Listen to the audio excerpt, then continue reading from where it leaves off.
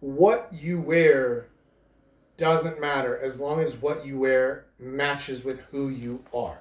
So if you're the kind of guy who likes to rock around in um, ratty Nirvana t-shirts with holes in them, that's fine. As long as your personality matches that image and you can pull that off, then it's no big deal, right? It really doesn't matter. You can take your ratty Nirvana t-shirt with holes in it and you can take home a 10 if that's who you are. Okay, so you've talked about earlier about having the right energy level and congruence on your, online dating profile. But let's face it, online dating isn't the optimal way to meet No. women. So then, how does that idea of congruence and energy level then apply to actually approaching women and how you dress and also what you say? Okay. So take me as an example.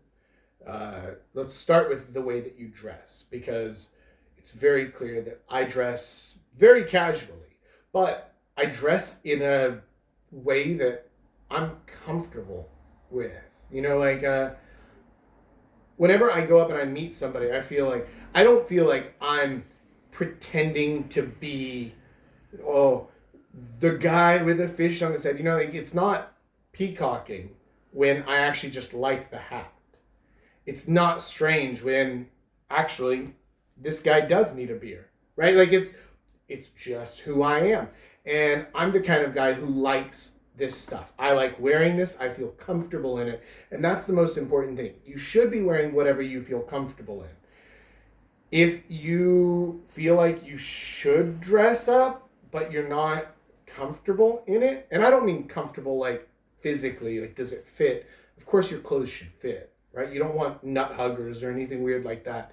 But your clothes are an outer reflection of who you are. It is a method of expressing yourself.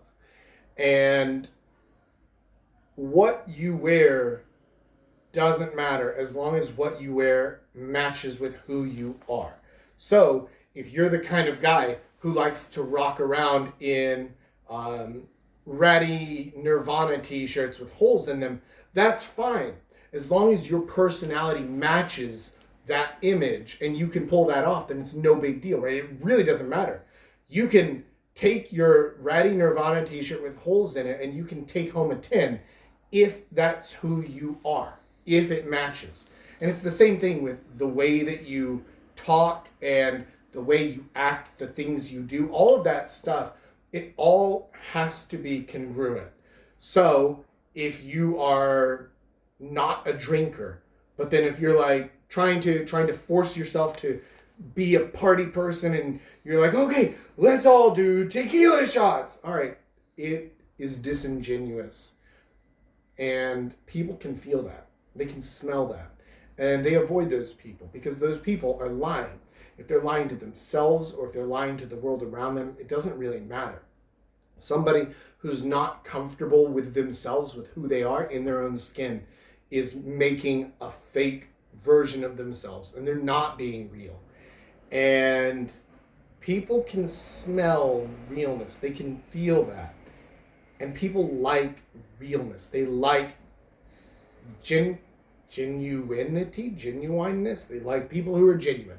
Fuck it. I don't even... What would that be as a noun? I don't know. Genuity?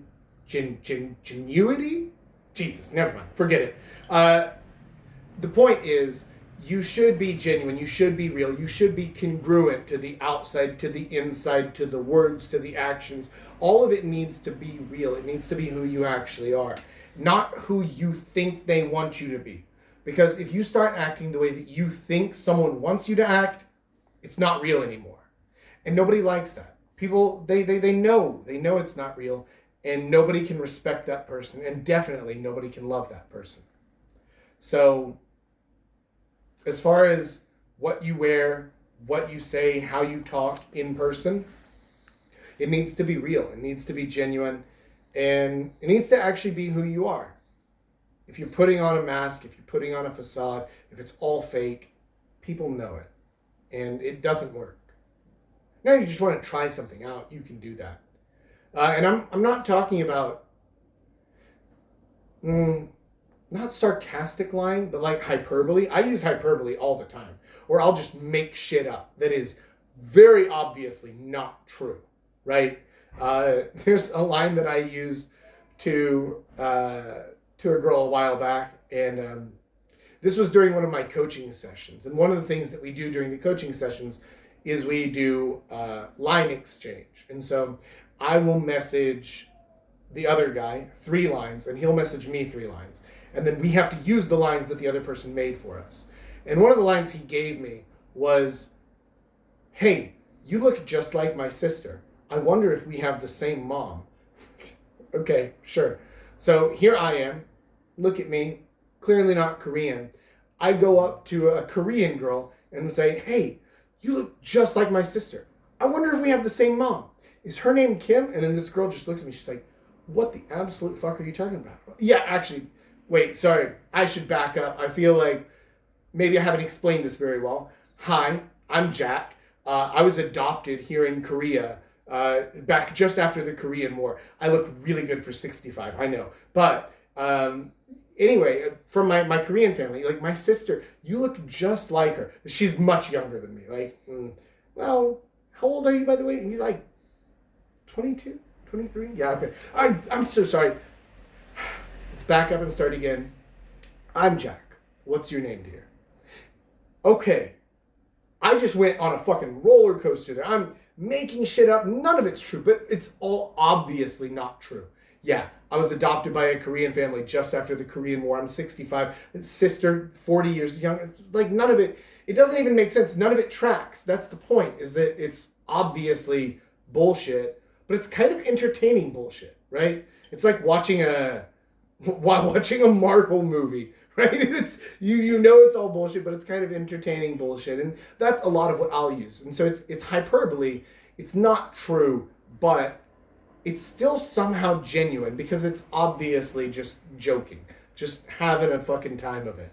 And if you're doing that and it feels natural, it feels real, you're just having a laugh, fine. But the most important thing is that, yeah, it feels real. Not the things I was saying, but the way I'm saying them. It's clearly aligned. I'm clearly trying to chat her up. She knows that, but it's fun. She's having fun. I'm having fun. And that means we're both having fun. Win-win, right? So that's a very long and winding road of an explanation to your question. Hey guys, thank you so much for watching. I really hope that you've enjoyed the video today. We have tons more content just like that, and if you look at the link below, you can get access to a completely free course to get you started down the path of success today. So check out our links, check out the social media stuff, and I'll see you guys inside.